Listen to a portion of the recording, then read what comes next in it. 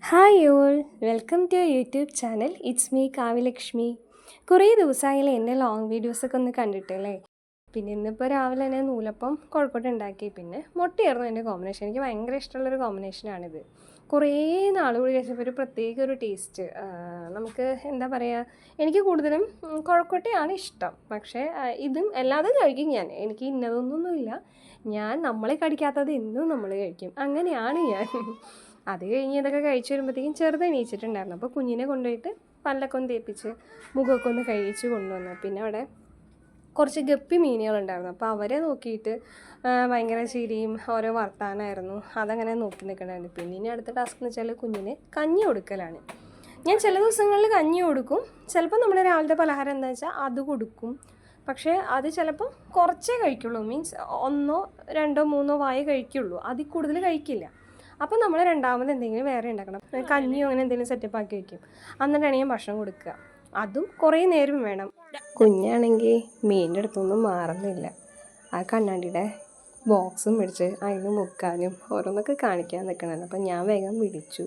അത് കാരണം പിന്നെ അതിൽ മുക്കിയില്ല. അത് ഉപയോഗിക്കുന്നതാണേ. അപ്പോൾ പിന്നെ ഞാനത് വേഗം മേടിച്ചവിടെ വെച്ച് പതുക്കെ കുഞ്ഞിനെ കഞ്ഞി കൊടുക്കാനുള്ളത് വേറെപ്പായിരുന്നു.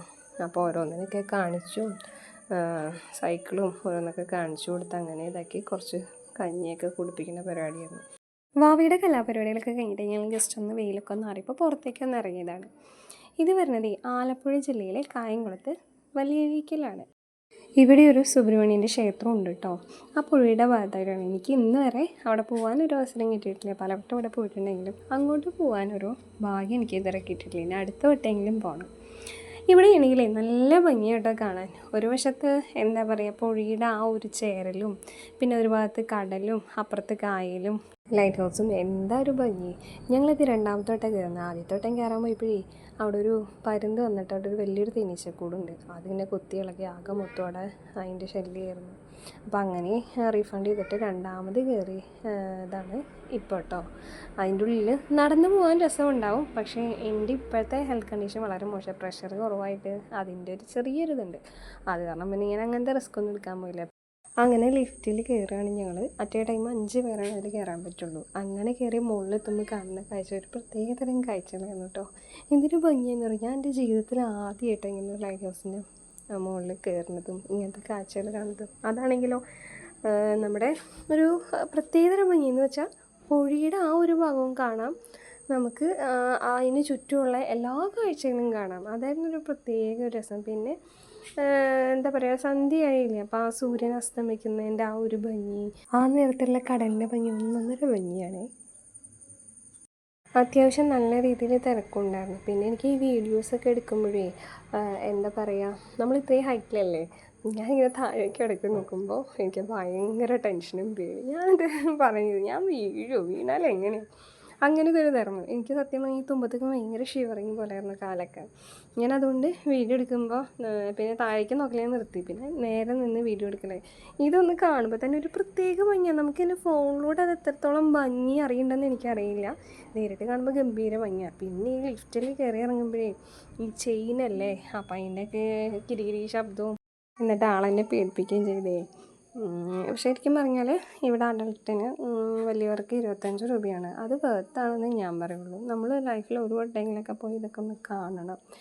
ലൈറ്റ് ഹൗസിലെ കാഴ്ചകൾ കണ്ടു കഴിഞ്ഞിട്ട് ഞങ്ങൾ അഴീക്കൽ പാലം വഴി ബീച്ചിലോട്ട് പോവുകയാണ്. ഈ പാലത്തിൻ്റെ ഒരു പ്രത്യേകത എന്ന് വെച്ചാൽ ഇത് 1 കിലോമീറ്ററോളം നീണ്ടു കിടക്കുന്ന ഒരു പാലമാണ്. പിന്നെ അത് മാത്രമല്ല ഇതിൻ്റെ പ്രത്യേകത, ഇതിൻ്റെ അപ്പുറവശം കൊല്ലം ജില്ലയും കൂടിയാണ്. ഈ ഒരു പാലം ഉണ്ടല്ലോ, നമ്മുടെ കൊല്ലം ജില്ലയുടെയും ആലപ്പുഴ ജില്ലയുടെയും ഒരു ബോർഡറാണെന്ന് വേണമെങ്കിൽ പറയാം. അതിനെ കണക്ട് ചെയ്യുന്നൊരു പാലമാണിത്. ഈ പാലം നേരെ ഇറങ്ങി ചെല്ലുന്നത് താഴേക്ക് ബീച്ചിലോട്ടാണ്.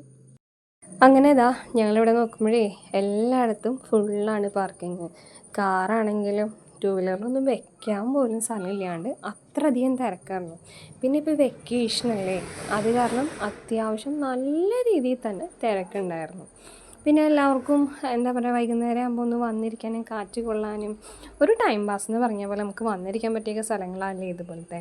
പിന്നെ ഇങ്ങനെ താഴത്തേക്ക് ഞങ്ങൾ നോക്കുമ്പോൾ അവിടെ കുറച്ച് ഗ്യാപ്പ് ഉണ്ടായിരുന്നു. അവിടെയാണ് കൂടുതലും ടൂ വീലേഴ്സ് വെക്കുന്നുണ്ടായിരുന്നത്. അപ്പോൾ അവിടെ പോയി ടൂ വീലറൊക്കെ വെച്ച് അങ്ങനെ നോക്കുമ്പോൾ ഈ പാലത്തിൻ്റെ വ്യൂവും പിന്നെ ലൈറ്റ് ഹൗസിൻ്റെ കാഴ്ചയും ഒരു പ്രത്യേക ഒരു ഭംഗി. സൂര്യൻ ഇത്രയും താന്നസ്തമിക്കാനുള്ള ഒരു തയ്യാറെടുപ്പിൽ നിൽക്കുന്നു. പിന്നെ അവിടെയാണെങ്കിൽ മറ്റേ സ്പീഡ് ബോട്ടിൻ്റെ യാത്രയുണ്ട് കേട്ടോ. അതൊന്നും ഞങ്ങൾ കയറിയില്ല, ഇത്ര നേരമായില്ലേ. പിന്നെ അവിടെ വന്ന് നോക്കുമ്പോൾ നിറയെ കടകളുടെ ബഹളം. അങ്ങനെ ഞങ്ങളൊരു എന്താ പറയുക, ബേൽപൂരി കഴിക്കാൻ കയറി. അതൊരെണ്ണം ഒരു പ്ലേറ്റ് ഞങ്ങൾ മേടിച്ചു. അത്യാവശ്യം നമുക്ക് 2 പേർക്ക് കഴിക്കാൻ പറ്റുന്ന രീതിയിലുണ്ടായിരുന്നു. പിന്നെ നമ്മുടേത് ഇന്ത്യൻ സ്റ്റൈലിന് ഒരിക്കലും പറയാൻ പറ്റില്ല, കേരള സ്റ്റൈലിനെ പറയാൻ പറ്റുള്ളൂ. അതിന് നല്ല ടേസ്റ്റ് ഉണ്ടായിരുന്നത് കാരണം എനിക്കിഷ്ടമായി. പിന്നെ ദേ വിശാലമായി കിടക്കുന്ന ഈ കടൽ തീരത്ത് കുറച്ച് നേരം ഞങ്ങൾ നടന്ന് ഇതൊക്കെ ആക്കിയപ്പോൾ അവിടെ കുതിരസവാരി ഉണ്ട്, ഒട്ടകത്തിന് വെച്ച സവാരി ഉണ്ട്, എല്ലാതും ഉണ്ട് കേട്ടോ. പിന്നെ എനിക്കിതിനൊക്കെ നല്ല പേടിയാണ്. എനിക്ക് ഒരു വട്ടം കുതിരയുടെ വാലുകൊണ്ട് അടി കിട്ടിയിട്ടുണ്ടായിരുന്നേ. അതിന് ശേഷം എനിക്ക് കുതിരപ്പുറത്ത് കയറാൻ ഭയങ്കര പേടിയാണ്. പിന്നെ ചെറുതവിടെ ഇങ്ങനെ നിന്നിട്ട് കാഴ്ചകൾ കാണായിരുന്നു, ഓരോരുത്തരിങ്ങനെ നടന്നു പോണതും. പട്ടിക്കുഞ്ഞിനെ കണ്ടപ്പം അതിനെ വിളിച്ച് ഭയങ്കര കളിയും വർത്താനമായിരുന്നു.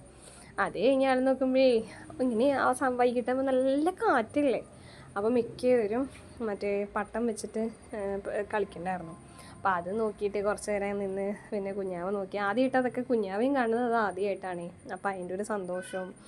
പിന്നെ ഇന്നത്തെ വീഡിയോ ഇത്രയേ ഉള്ളൂ കേട്ടോ.